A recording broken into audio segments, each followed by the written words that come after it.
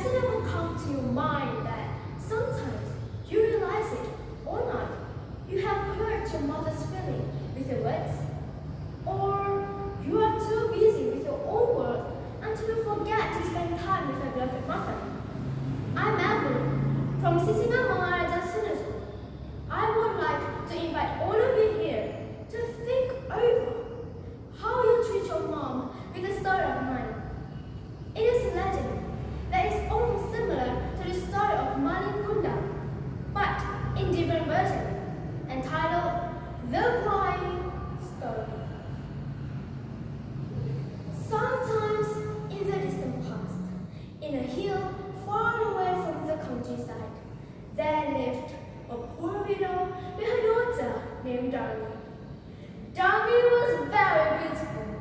She always boasted about her own beauty.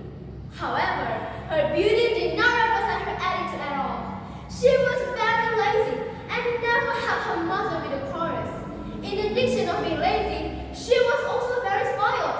Everything that she wanted to have must be easily granted by her old and gray mom. Thus, her mother had to work hard despite being sick. One day, her mother took Darby to the market, and the distance between the market and their house was very far. They had to have a very long walk to get there, and it made Darby exhausted. As Darby's characteristic I have explained before, she didn't want to walk beside her mother.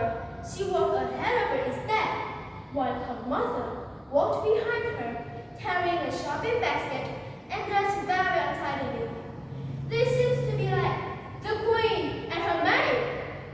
When they got to the market, everyone was stunned by Darby's gorgeous look. All eyes were on her. Many young men tried to approach her and wanted to be her husband. Proudly she walked past everyone with her nose in the air.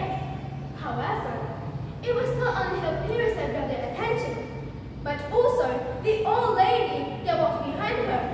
A man unexpectedly walked approached her and asked, "Hi, little girl. Who is that old lady behind you? Is your mother?" "Certainly not. She's just my maid." Along their way, the villagers always ask the same question, and the more people ask, the more certain Darby's answer that the old woman who walked behind her was her maid. At first, her mother could still hold her anger. However, hearing it repeatedly again hurt her feeling so bad that she could no longer hold it in, and suddenly her mother started walking. "Hey, why do you start walking? We're only halfway to going." Her mother's strange behavior left Darby confused. Instead of walking, her mother stood still, raised her arm and prayed, "Dear Lord, please forgive me. I have failed to raise my child. Now look, the daughter that I have raised with love and care hated me so much that she refused to call me her mom. Lord, if it's your destiny, I'm sincere to let you punish her with the hardest punishment." Hearing this, Darby was shocked and frightened at the same time. And no longer after that, the sky turned dark and cloudy. Lightning began to strike, and heavy rain fell. And slowly, Darby's body felt so heavy, and she couldn't even move a muscle. It felt like she was turning to stone. It started from her feet. It had reached half of her body. She tried to move and run, but all her efforts were so useless. She cried and cried, begging for forgiveness from her mother. But it was too late for her to repent. Before her hand became stiff, her mother saw tears streaming down from her face. Even when she eventually turned to stone, her eyes still shed tears as she was crying. And from then on, the people call it the Crying Stone. For your information, the Crying Stone still exists to this day.